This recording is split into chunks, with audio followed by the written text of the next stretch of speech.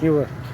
देखिए, जो नायब वज़ीर आज़म है इसहाक डार, उनके जो करीबी रिश्तेदार है, जो कि अब क्लियर होता जा रहा है कि उनके नवासे हैं, उनके हवाले से एक एफआईआर दर्ज हुई थी डिफेंस सी में कि उन्होंने जो दो गैर मुल्की ख़वातीन हैं उन्हें न सिर्फ हब्से बेजा में रखा, उनके साथ जिनसी तशद्दुद भी किया और जो पैसे हैं वो भी उनसे कुछ लिए हैं। बात यह है कि अब उन जो ख़वातीन हैं, ताज़ा तरीन अपडेट ये है कि उनका जो 164 का बयान है वो रिकॉर्ड हो चुका है, जिसके अंदर उन्होंने तमाम तर जो तफसीलात है जो एफआईआर के अंदर बताई थी वो तमाम तर चीज़ें जो जुडिशल मजिस्ट्रेट है उसके सामने उन्होंने बता दी हैं। अब जो ख़वातीन हैं दोनों वो पाकिस्तान छोड़ के चली गई हैं और इसके हवाले से बहुत ज़्यादा जो अनरियलिस्टिक खबरें हैं वो आ रही थी कि जी कंप्लेनेंट चली गई है तो अब सज़ा कैसे होगी। भाई, पाकिस्तान के अदालती सिस्टम के अंदर जो कोर्ट है उसका तमाम तो जो इंतजाम है वो हो चुके हैं।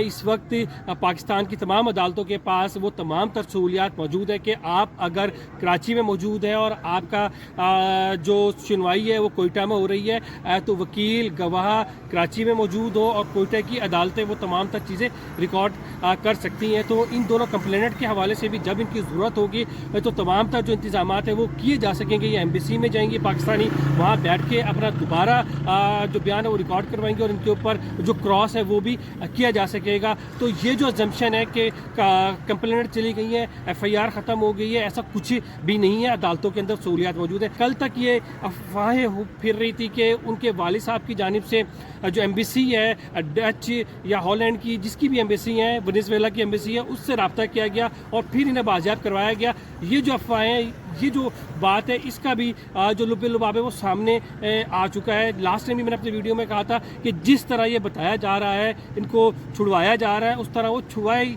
नहीं गई हैं। इसका कुछ और कोई ना कोई बीच में बात है, क्योंकि खबरें थी, इतलात थी और जो पुलिस के हमारे राब्ते हैं वो भी इस चीज़ को कंफर्म कर रहे थे कि 15 की कोई कॉल ये नहीं है। अब जो सीसीटीवी वीडियोस सामने आई उसमें देखा जा सकता है कि इन खवातीन को एयरपोर्ट छोड़ने जा रहे थे, इस बीच के अंदर जो दो गाड़ियाँ उनके अंदर तसादुम होता है और जिसमें वो ड्राइवर उतरते हैं तो ये खवातीन भागती हैं, शोर मचाती हैं, जो लोग इकट्ठे हो जाते हैं और वो करीबी जो वार्डन है उसको इतला देता है और वो पुलिस 15 पे जो भी जो तरीकाकार है वार्डन्स का वो उन्हें बताता है। इस तरह ये जो खवातीन है बाजियाब हुई थी, यानी कि ये नहीं कहा सकता कि 15 पे कॉल की, उसकी गाड़ी नंबर ट्रेस किया। ये तमाम की तमाम जो अफवाहें वो अब दम तोड़ चुकी हैं। इस केस का नतीजा क्या निकलेगा वो बड़ा इम्पॉर्टेंट है, क्योंकि जो इब्तदाई तौर पर जो मेडिकल सपोर्ट्स के हवाले से तमाम तर जो बातें हैं वो सामने आ रही हैं, वो इस चीज़ के कन्फर्म कर रहे हैं कि रेप इन खवातीन का जो एक खातून उसके साथ ज़रूर हुआ, दूसरे के साथ असॉल्ट हुआ। रेप अगरचे उसका